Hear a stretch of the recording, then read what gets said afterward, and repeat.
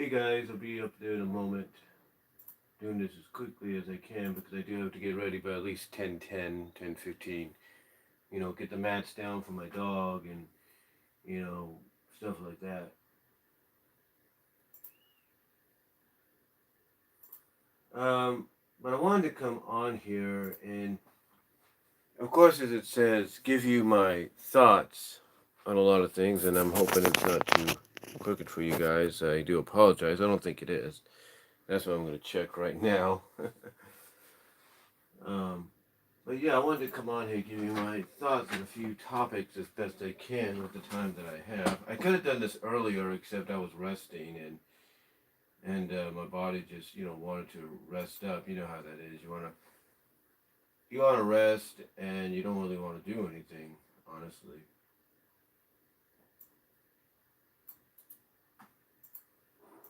And so anyway,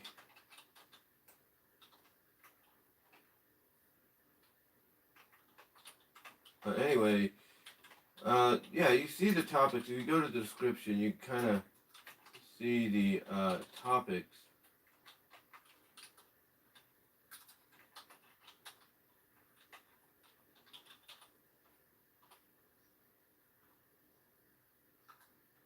That are there.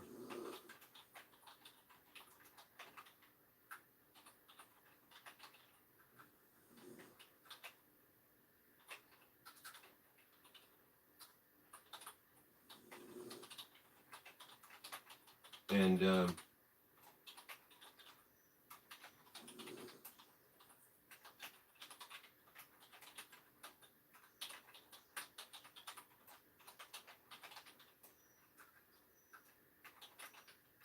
I'll get into those topics in a moment. As you can hear, I'm just typing up something here for a second, putting in the key words and all that I need, if you will.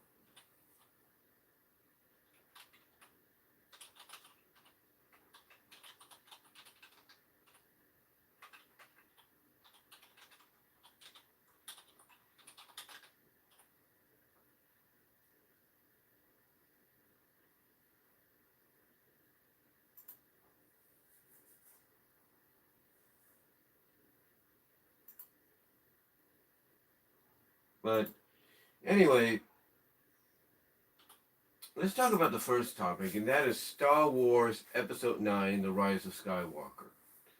Now, I have not seen Episode 9 yet. As a matter of fact, I probably won't see it until about maybe a week after a week or two after it's been out, because you're gonna have huge crowds. Let's be honest, you're gonna have huge crowds no matter what. So yeah, I'm probably gonna wait a week after to to give my thoughts on it overall.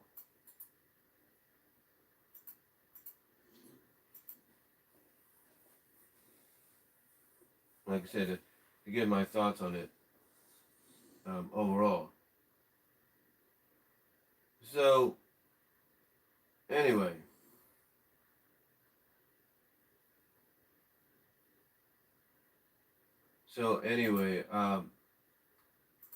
again, let's talk about. Oh, hold on. Let's talk about Episode 9, Rise of Skywalker, because apparently I have not. I have not.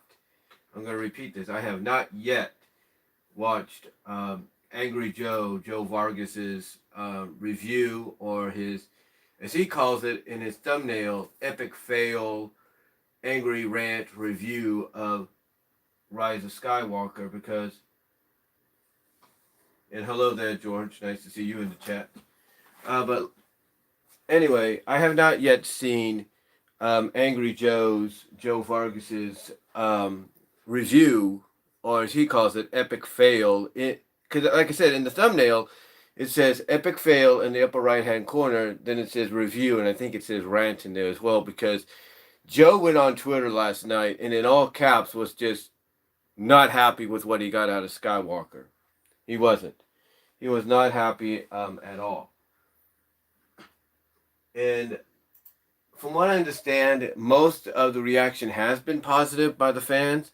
Some critics have not liked it. Rotten Tomatoes, I think, it's kind of like, back and forth on it. Like, they like it, they don't like it. The ratings are kind of different, stuff like that. And again, I have not yet watched the ending, but if the ending is what people are suspecting it's going to be, or heard it's going to be, then, people do have a right to be a little disappointed, maybe, or even happy. I don't really know. It's all up to how you interpretate the way they presented this final chapter of the original saga, because that's what it ties into, the original saga. It ties into that. So it has to make you wonder, not wonder, but, what I'm trying to say is it has to make you think, what is it that really, made people happy about it or tick people off, like, let's say, Joe. I mean, we know that the last Jedi had the same kind of situation. It had positive reviews, but I'll put it this way: it had positive to decent reviews, but not a lot of people were too thrilled with it. It was like something just was off.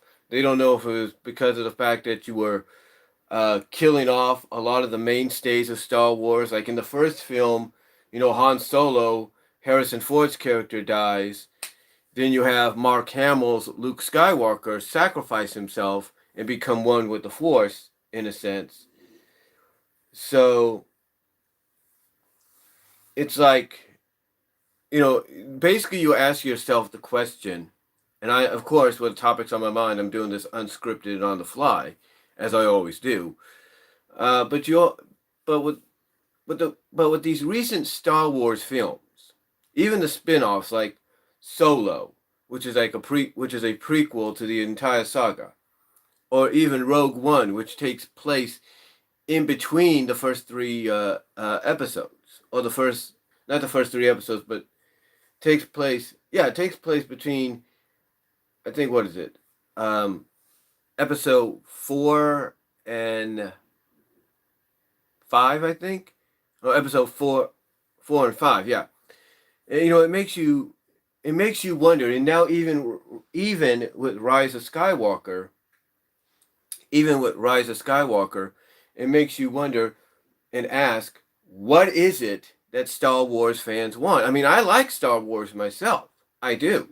I'm a Star Wars fan myself, but it's like, what is it you want? What is it you want from Star Wars, from the people behind it, whether it's George Lucas, J.J. Abrams, Rian Johnson, or something like that?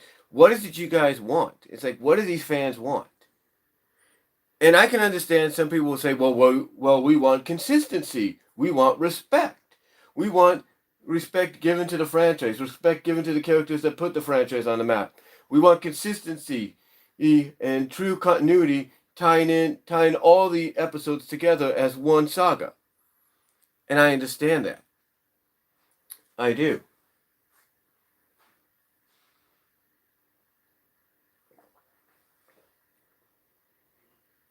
But here's what you got to look at.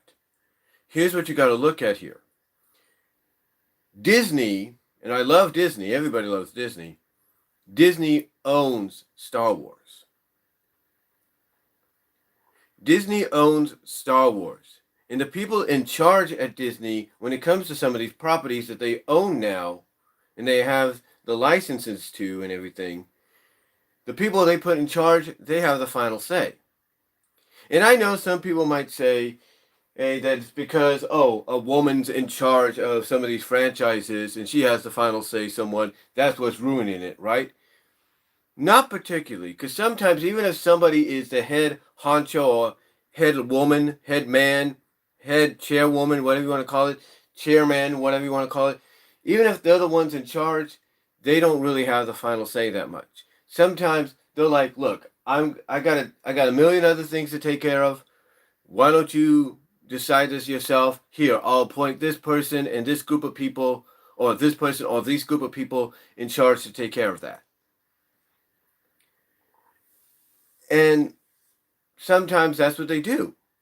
So even if a woman is, I can't think of her name if it is, even if she's in charge of the whole franchises like Marvel, Star Wars, you name it, Fox, you name it, you know, even if she's in charge, she's not going to be the one that says, "Oh, has the final say all the time." Like I said, she'll probably be like, "Look, I got some other things to take care of, a million other decisions to make. Here, I'm going to take this group of people that I could trust, and they'll be the ones in charge. They'll have the final say. Or I'll take this person I trust, and they'll have the final say."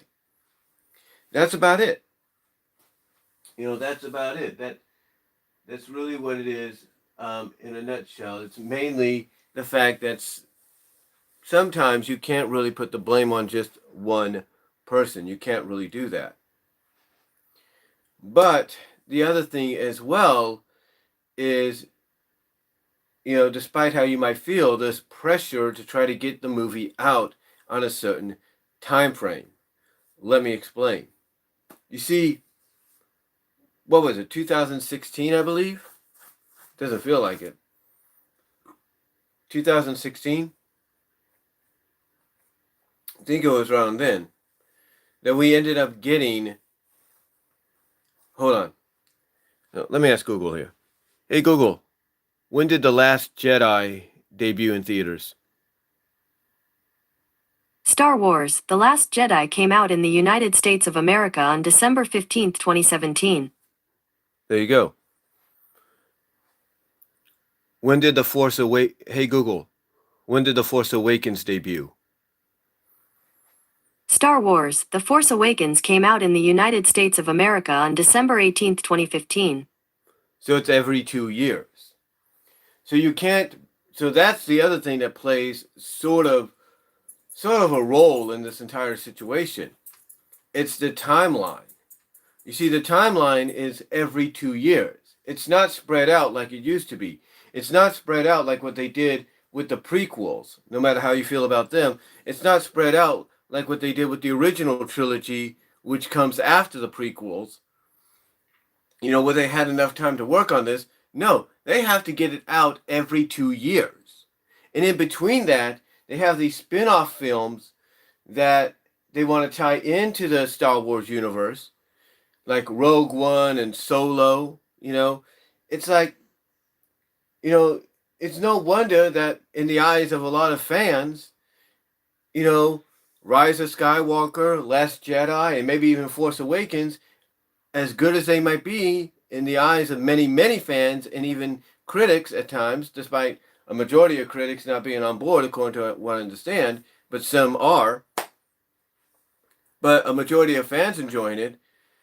The reason some fans, or some of that majority, is not too thrilled with these movies at times is because they're being rushed. It's the timeline.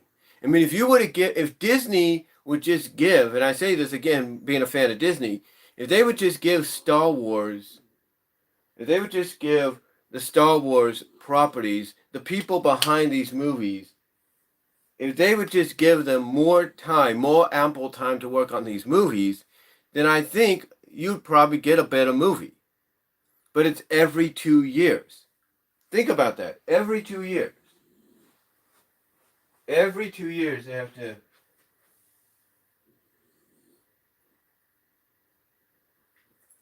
Every 2 years, I was just checking something there.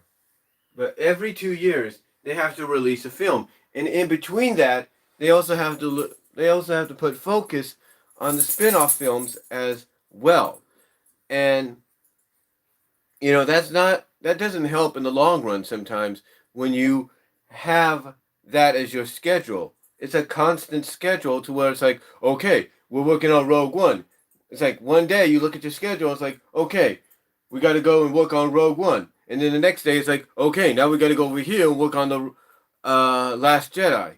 Or, okay, well, we're working on Solo. Then the next day, we got to go work on the Rise of Skywalker. Stuff like that. And it, again, that's what's really hurting the franchise, hurting the franchise if you think about it, despite the fact that these movies, from a vast majority, these reaction is good. in some shape or form. Some may not, like Angry Joe may not like, what the Rise of Skywalker did. Fine, that's his opinion. But the thing is, it's all about time restraint. It's all about not time restraint, but it's all about scheduling and the time frame. That's what it is. If they would, I'll say this.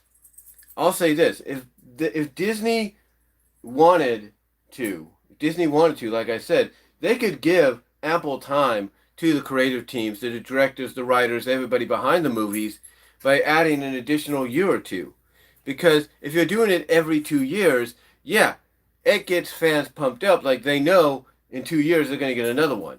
But if you hold it off for an additional year or an additional 2 years and say you're going to get a sequel every 3 to 4 years, not only does that make the hype train even more hype, or more, what's the word I'm looking for? Not only does that make the hype train even more stronger and powerful than ever before, but it gets people more excited, and the theories and speculations start to pour out, as to what they're going to expect or what they're going to see, in that next movie or in that next installment. It gives them more time to theorize, that being the fans and all that, as well as it gives more time to the people behind the scenes to work out any confusions or whatever, any kind of behind the scenes situations that, they may have. And that's the truth. That is the absolute truth. When you get down to it, it's all about timing. It's all about schedules. Because you can't tell me that some of the people, like the directors, like J.J. Abrams, for example, you can't tell me that he doesn't have other projects he's working on, so he can't be there to help finish off, what he helped resurrect or help bring back on to the forefront, put back on the map, if you will. So you got all these scheduling conflicts, and you got this time frame in which, Disney wants to have the movie released at a certain time frame, and yet a lot of hardcore fans that may or may not like what they get in the end will basically say, look, will basically kind of agree that the reason the movie has a mixed reaction is because Disney is not giving the people behind the scenes ample time or enough time to finish it. Like I said, if they would just go back to its roots and see the release date and scheduling between between the first three films, and then even the prequels that came out later on, in the late 90s and early to mid 2000s, if they would just look at that, they'd be like, oh, I see. That's why these movies, despite their differences with the fan bases, made money, were basically a box office success, because they had ample time to be worked on. And I think that's what Disney and whoever is the head honcho, or chairwoman, whatever you want to say, needs to realize. Oh, we need to give these people ample time. So hopefully, if we get another slew of trilogies or quadruplies or whatever, quintuplets, if you will, whatever it's called, whatever that word is, quintuplets, if we end up getting one of those in the future again, a slew of trilogies that start a whole new saga that is another 8 to 9 episodes or whatever, hopefully they learned a lesson from here and they'll be like, okay, let's give it time. We did this episode. Let's not rush into it. Let's wait another 4 years before we release the next one.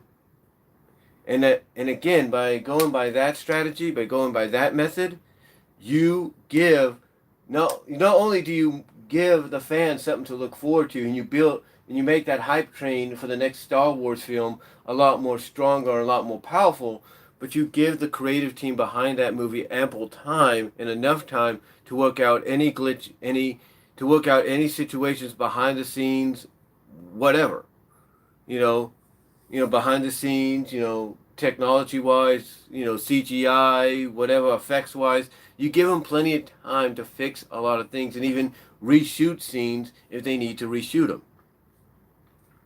So, to me, again, I have not So to me, honestly, what I'm trying to say is I get how fans feel about the way Star Wars has been treated, especially in the last two films, this one and Last Jedi. I can understand that, but again, you gotta look at it this way. Despite how you might feel, in the end, it's not really the director's fault. It's not really the creative, the script writers, the story editors, the producers, all of them. It's not their fault. In the end, it's the people that they listen to. It's the people they report to that should be taking the blame. And that, in this case, as much as I hate to say it, it's the people that Disney put in charge, because they want the movies out at a specific time, and yet they should know better than that, and they should realize, you know what, we don't have. That's not giving us enough time to work out any kinks that we may have behind the scenes. So, anyway, though, despite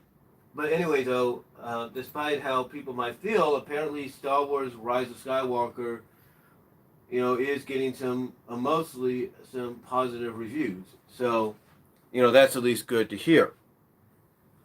That's good to hear, even though there are people, and it is true, there are people that are not too thrilled with the outcome of the movie itself or what takes place in it.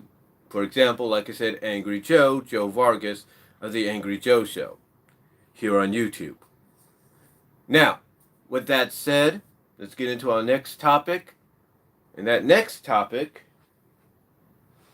I believe it is. I believe the next topic is. I'm just looking at something here. That next topic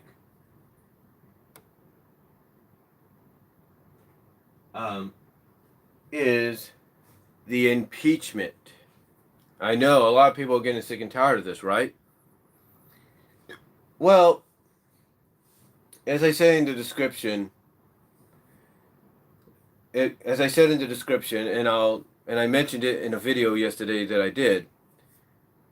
Basically, the House of Representatives overall on Thursday, not Thursday, but on Wednesday, a day that I was off, decided overall to vote the president out of, not vote him out of office, but impeach him. In other words, start the process of what they feel and believe, that being the Democrats, will be a successful campaign to get Trump out of office. Now, here's the thing. A lot of people, even my older sister, are happy that, yes, he's impeached. He's gone. He's about out of here. Yes, we don't have to deal with him anymore. In that excitement that my older sister and many others that agree with her, and there are a lot, there's no doubt about that. There are a lot, maybe thousands, if not 500,000, who knows. But, I think what people are tending to forget, and they have to be reminded, even CNN has a short video where a guy, to his own humorous way, has to explain what's the next step. In the course of their excitement, they seem to forget that the next step in this whole situation, as far as the House of Representatives impeaching Trump as president, basically is it's got to go to the Senate now. And the Senate is the exact opposite of the House. As I said in my video yesterday, as best I did, or as best that I could have, the Democratic House is mostly run by the House, I should say, the House of Representatives, and I think I just said it there, is mostly run by Democrats. But on the other side of the coin, on the other side of the yard, you have the Senate. And the Senate is the exact opposite of the House. The House is mostly run by Democrats. The House is mostly run by Republicans. And what do you think the Republicans' decision is going to be? Exactly. Everybody has said that unless true hard evidence is shown that what the Democrats are saying is true, and that this whole thing, this whole impeachment situation is nothing more than just a spiteful. It's just a way for the Democrats to showcase in front of the world, in front of the nation, how spiteful they are about Trump being the one being in office and not someone like Hillary. Because, like I said, somebody even brought it up. They said, and hello there to TNG Animations. Thank you for being in the chat. But anyway, somebody even brought it up by saying that the Democratic House has to realize that if Trump even does get impeached and removed out of office, that Hillary Clinton will not be president. Mike Pence will.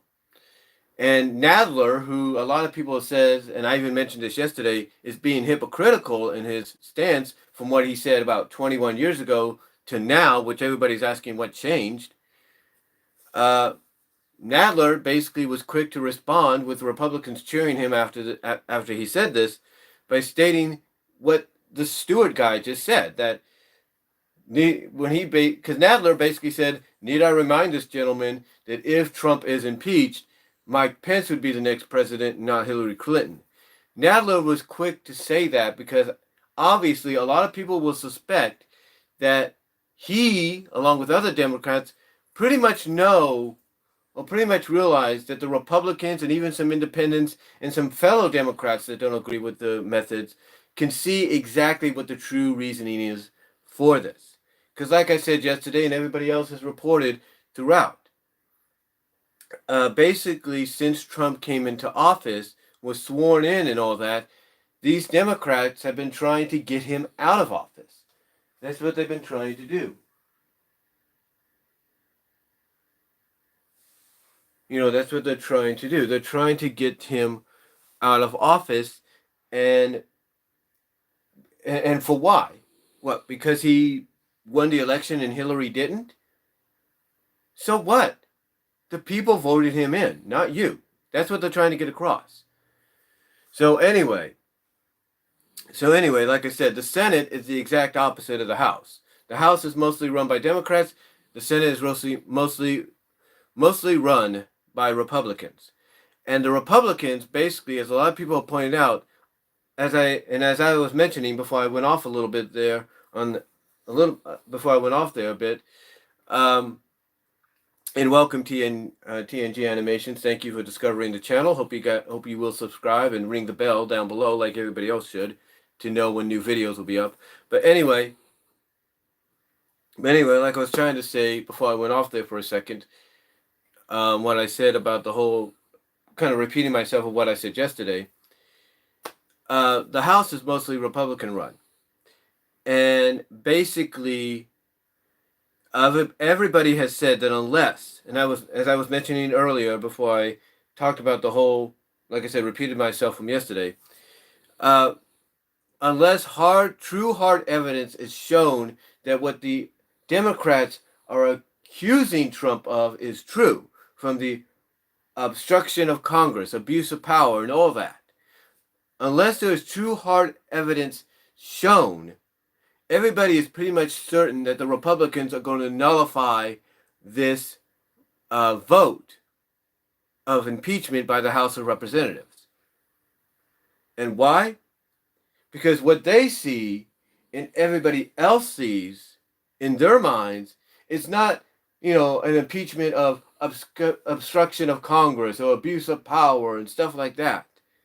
What they will point out, and I'm sure a lot will because it's a Republican-controlled Senate, a lot of them will point out that what they see is nothing more than a group of spiteful Democrats that didn't get who they wanted in office, and now they're doing whatever it takes to get the guy they didn't want in office out of office, and that's not going to happen. So in the end, what's going to happen, like I said yesterday in my video about it, is when the Republicans, as a lot of people are predicting, when the Republicans veto, nullify the decision to try to impeach Trump, that what the end result's going to be is what the House did by voting him to be impeached will be nothing more than a slap on the wrist. That's it. It'll basically be like, Trump, go take a time out for 20 minutes. I hope you learn your lesson. Or, Trump, you are hereby grounded for about 2 weeks. No playing with your toys. No leaving the White House. You are grounded. No allowance. That's basically what it's going to be. It's mainly this and those. That's what the whole House decision to impeach Trump's going to be. If the majority run Republican Senate decides to nullify, which a lot of people are predicting they will, nullify and veto the decision by the House to get Trump out of office, because what they will see is what a lot of people are pointing, again, what they will see, as I mentioned, is not all these accusations that they're saying Trump is, part of, if you will, that are thrown at Trump and all that they're accusing him of doing. It's not all that, but they will point out, and I'm sure people will point this out when that day happens, when that week or so happens with that Senate situation and trial. What they'll point out is saying, look, I don't know what your problem is, but what we see is nothing more than spiteful people that didn't get Hillary Clinton into office, and they want to get the guy that they didn't want out of they didn't want in office out because they didn't get Hillary in, or something like that. They're going to come up with that.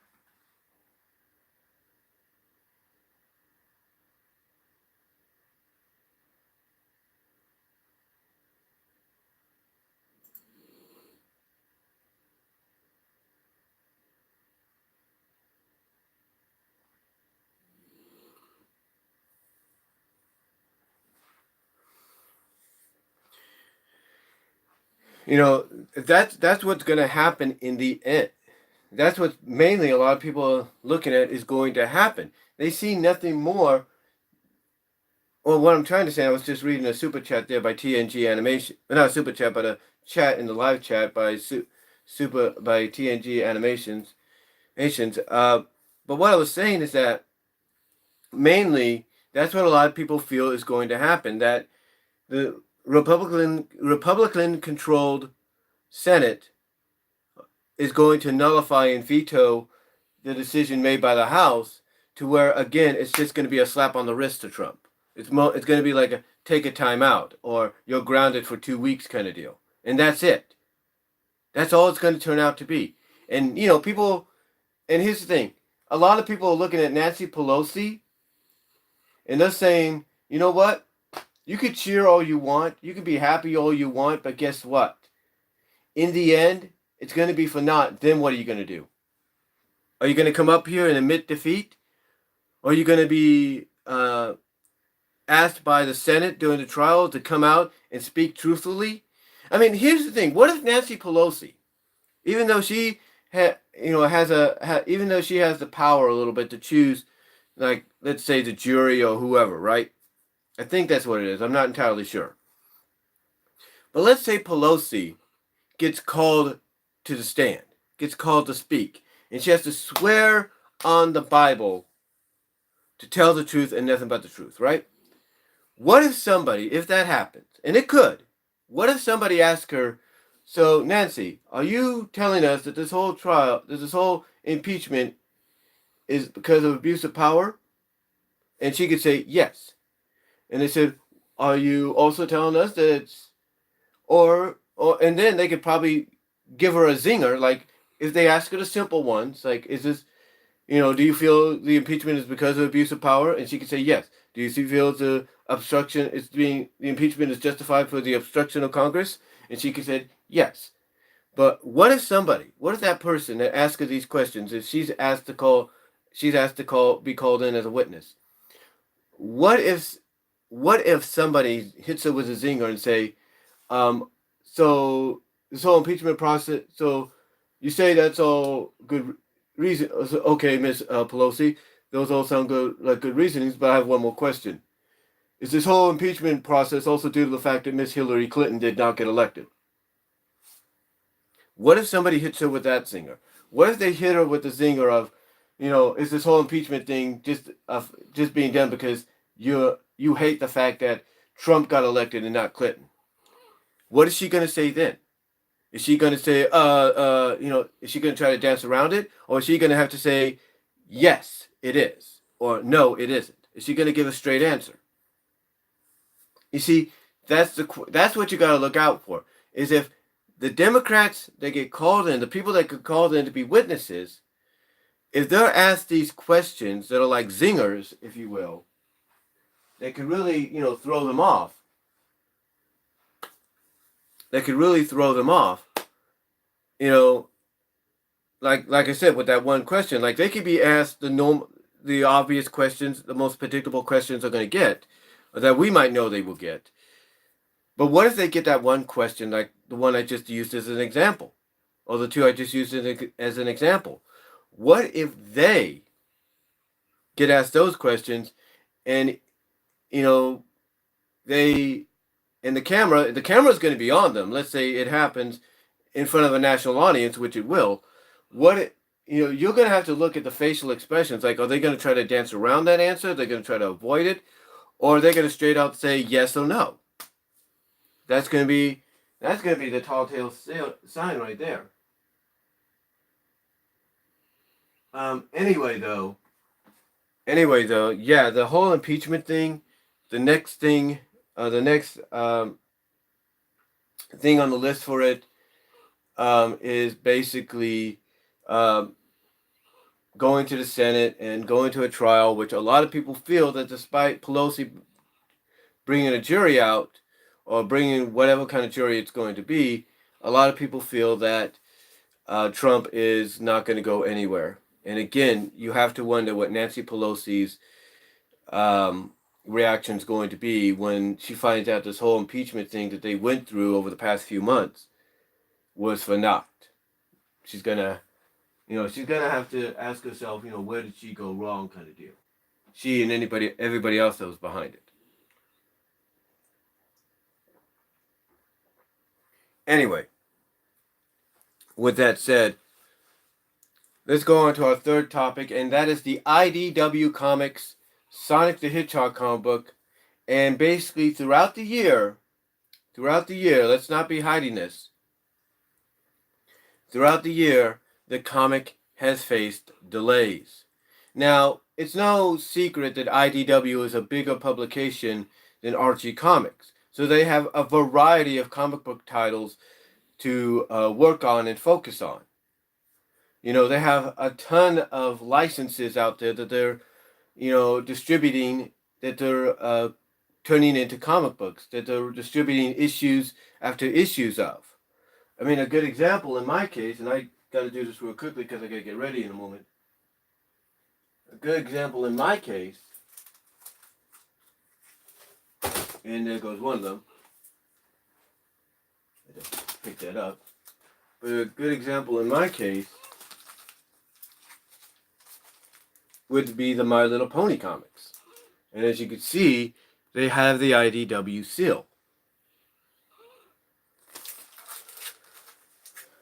So, yeah, the My Little Pony comics are just one of many licenses, that they have.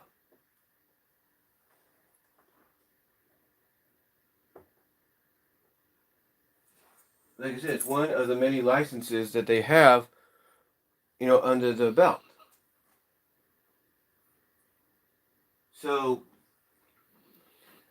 amongst others, I mean, they got Transformers, they got G.I. Joe, they got some original titles, you name it. They have a lot under the belt. I mean, they got the Ninja Turtles, for goodness sakes. The variety of comics based on their franchise. Like I said, they got the original stories that they're telling. They're even acquiring new licenses as we speak at times. Yesterday it was recently promoted that the next big crossover event that IDW is going to be part of is Transformers versus the Terminator. Think about that. Transformers versus the Terminator.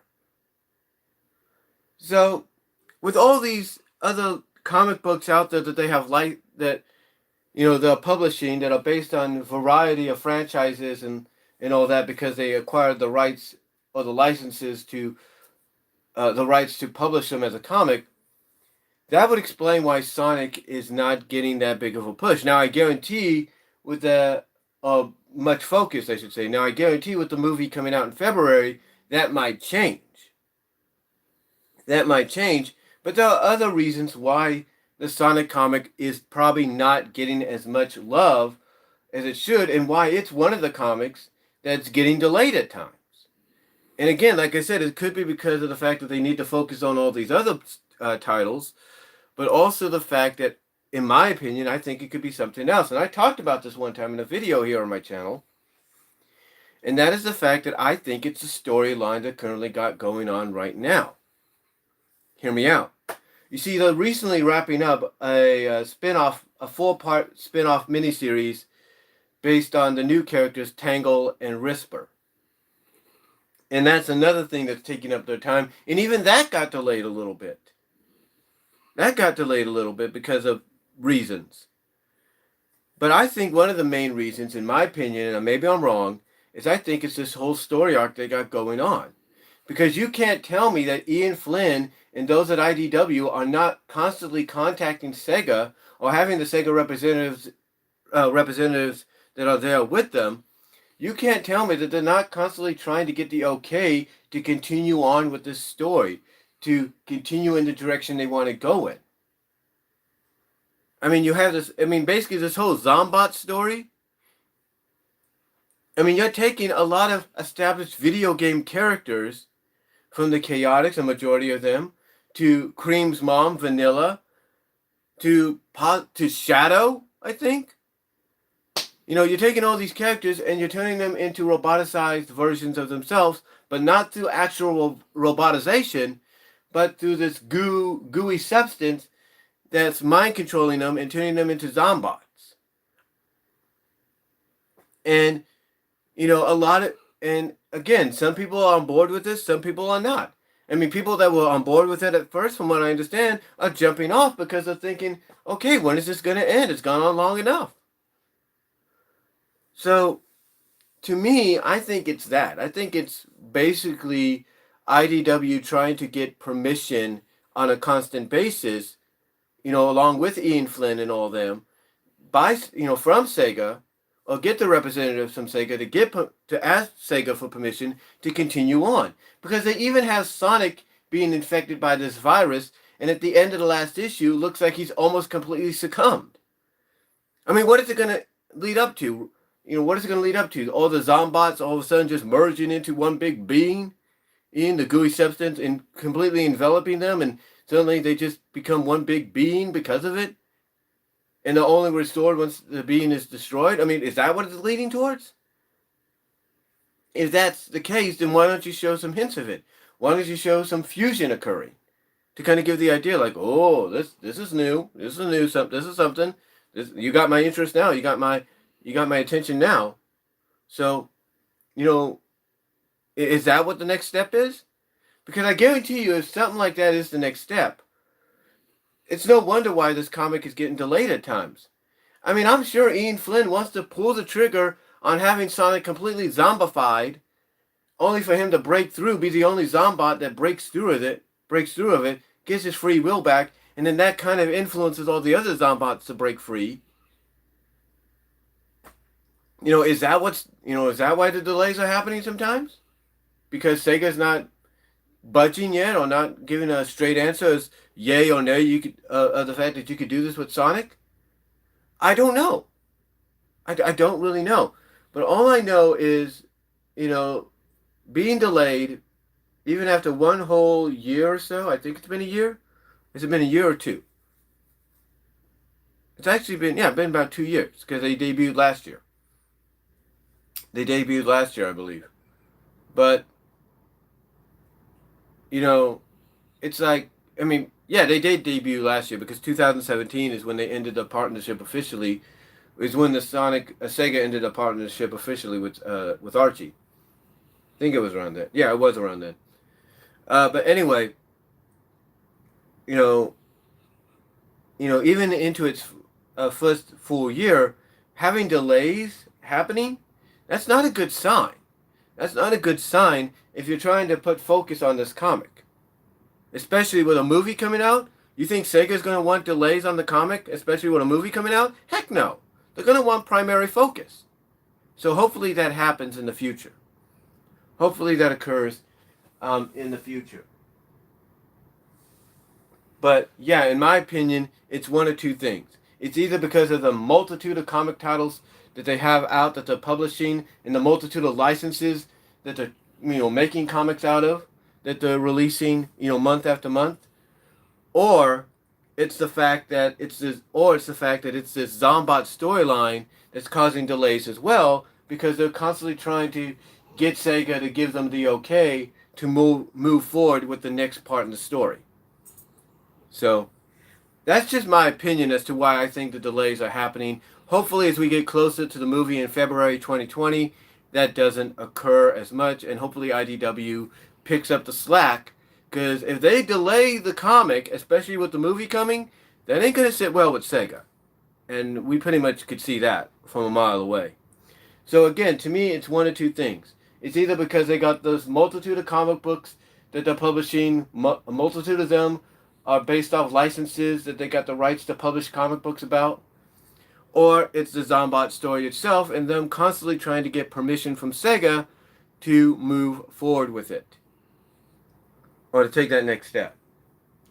So, with that said, let's talk about the final topic here before I get ready to hop in the shower and get myself ready for work, and that is Christmas. Of course, we know Christmas is 5 days away from now. Believe it or not, it's hard to believe it is.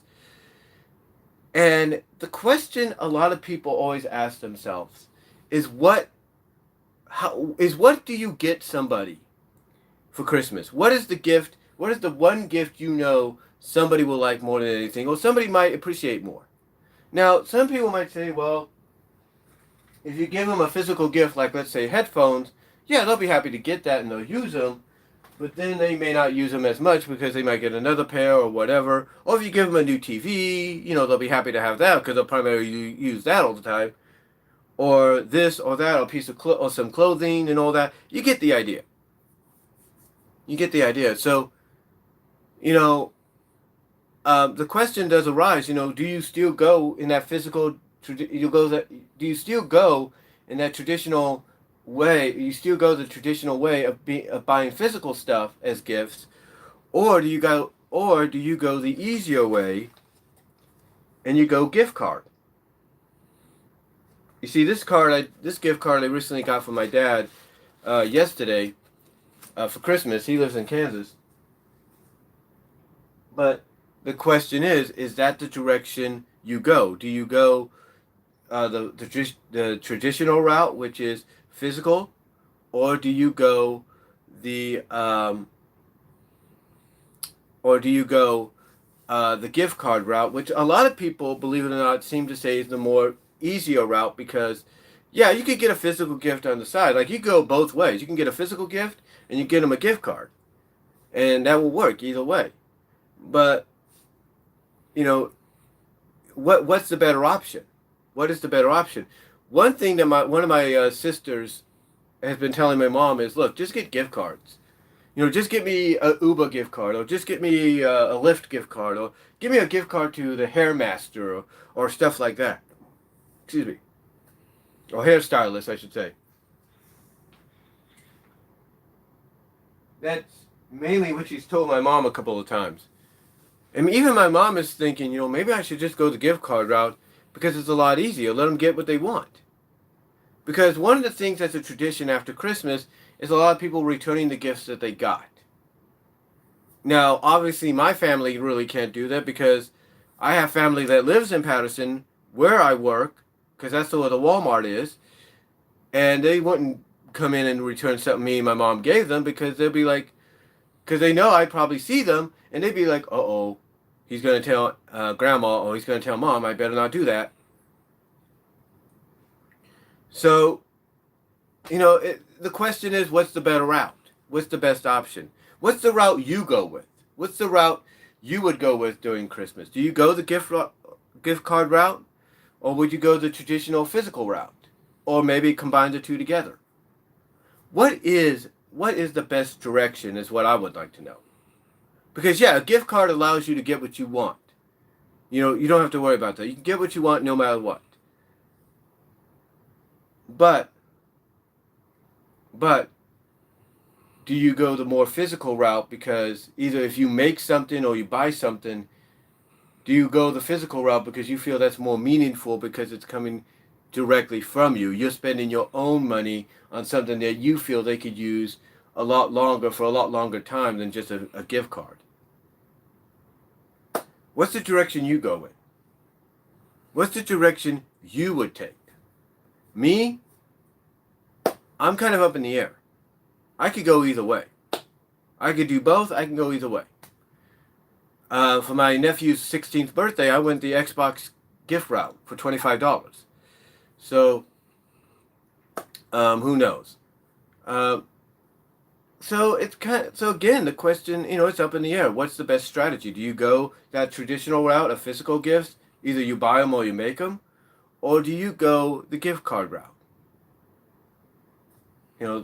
That's a question I think a lot of people need to ask themselves. What's the best route?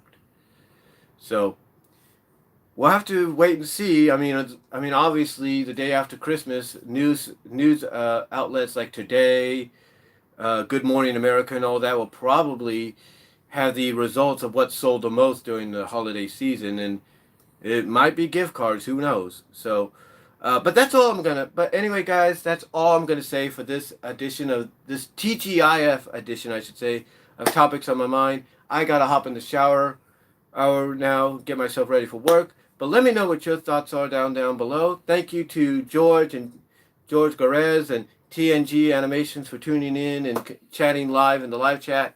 And thank you all to all of you for tuning in later on, post live stream, and commenting down below, giving me your thoughts on what I had to say here on the variety of topics. So that's about it, guys. I got to get myself ready, got to hop in the shower, and I will talk to y'all later. God bless. Take care. I am out.